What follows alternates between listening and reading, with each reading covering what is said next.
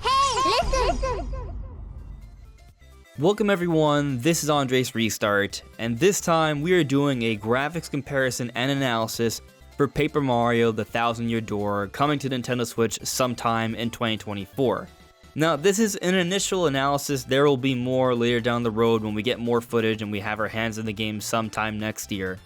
But we're going to be first analyzing some of the major differences, talking a little bit about that, and then we'll be putting together some side-by-side comparisons.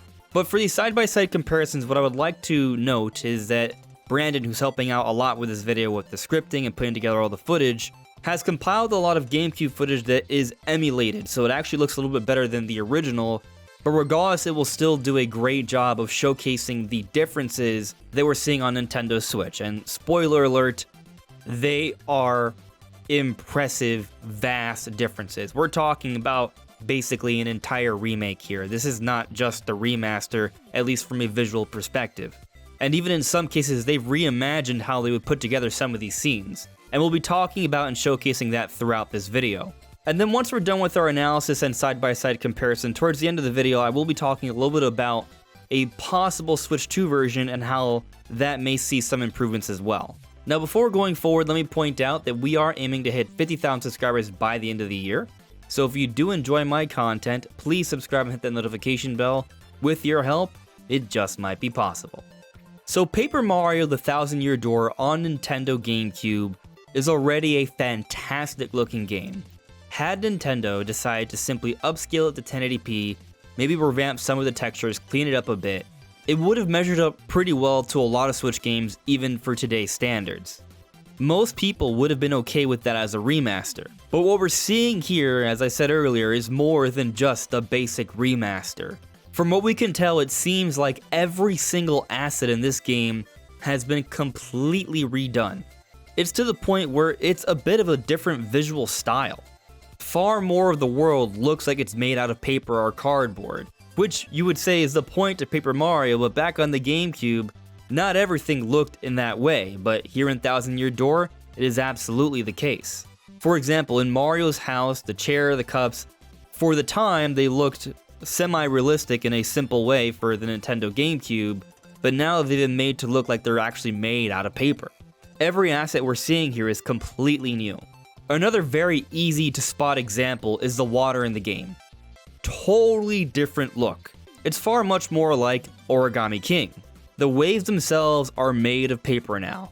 Another major change that's been done is that they've taken the comic book-like appearance from the original game, where they use a lot of the dots to depict shading, and they've taken that away in favor of just adding straight-up real-time lighting. The GameCube wasn't capable of all these different advanced lighting and shadowing effects we've come to expect from a lot of modern games today. You might have gotten some light maps and baked shadows into textures, or the simple drop shadows where you see like that circular little shadow below the characters as they move.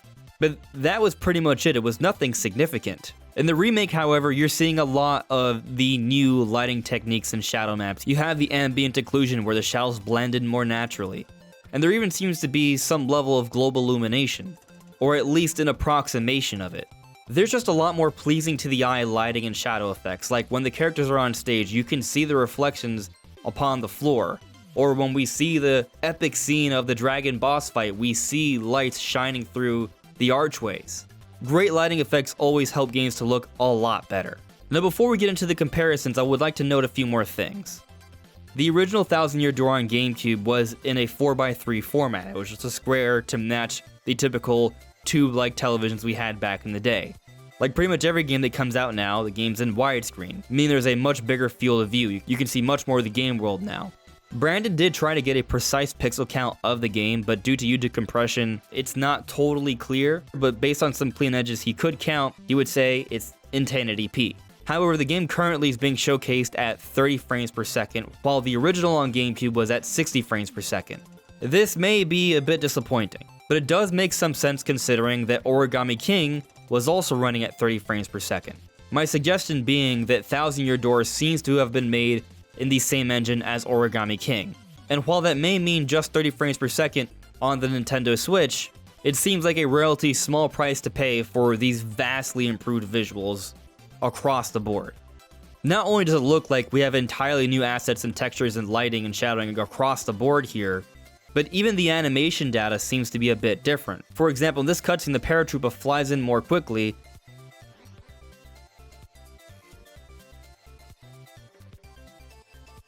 and here in Twilight Town, Mario and friends look much more shocked about the villager turning into a pig. I've even noticed with a lot of the cutscenes, the camera perspective is different. And while the environments do appear to have been made to look kind of like how you remembered Thousand Yead Door, they are not exactly the same. They really came into this rethinking almost every aspect of the game's visuals. This is arguably one of the most extensive Nintendo remakes we've ever seen. But we could go on and on talking about every single little detail that's been changed. I think I've gone across most of the major graphical differences, so let's just jump into the comparison. And then after that, I'll talk about this highly speculative Switch 2 version.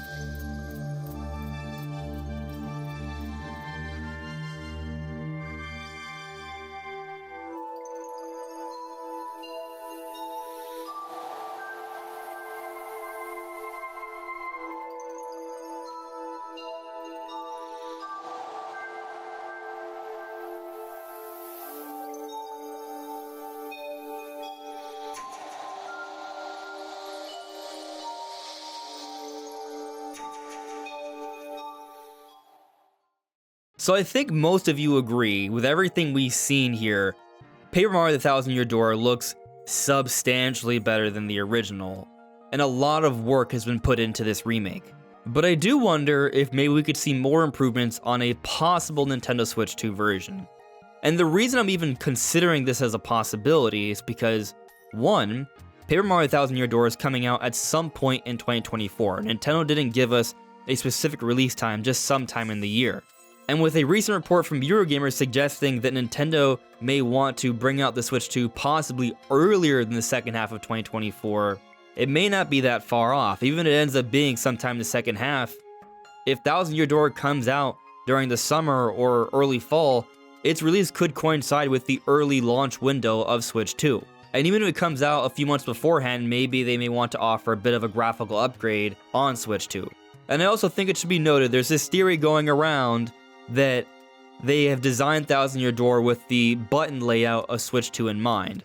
The reason being is because we are seeing the Super Famicom button layout being used for the button commands in Thousand Year Door. The original on GameCube used the GameCube layout, but here we're seeing red for the A button, yellow for the B button, green for the Y button, and blue for the X button, which was the layout for Super Famicom and also new Nintendo 3DS. Could just be an interesting design choice, but it's also possible that, given the Switch 2 is an iterative system, they may want to go in this direction. This could be a possible hint.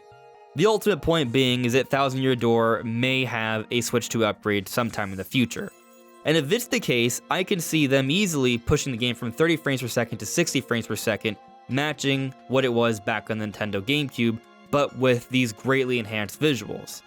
But also, considering all the really cool lighting and shouting effects they've already put into place, and from what we've heard of the tech demos for Switch 2, how it's capable of some extensive ray tracing, which could offer some pretty dramatically improved lighting effects, I could easily see the Switch 2 version running at 4K, 60 frames per second, with improved ray tracing lighting effects, which would allow the game to look even better than what it already is. And if this somehow seems like a stretch to you, let me point out that the reports are that Switch 2 will be showcasing varying features of NVIDIA's DLSS technology. That's how this is made possible, which might be a bit mind-blowing. Of course, that's just speculation. We'll see what the future holds. Regardless, Thousand Year Door on Nintendo Switch already looks incredible, and I am very excited to play it when it comes out next year. But what do you guys make of the visuals of Thousand Year Door? Let me know in the comments below. This is AndresRestart. Thank you so much for listening and watching, and I'll see you all really soon. Take care.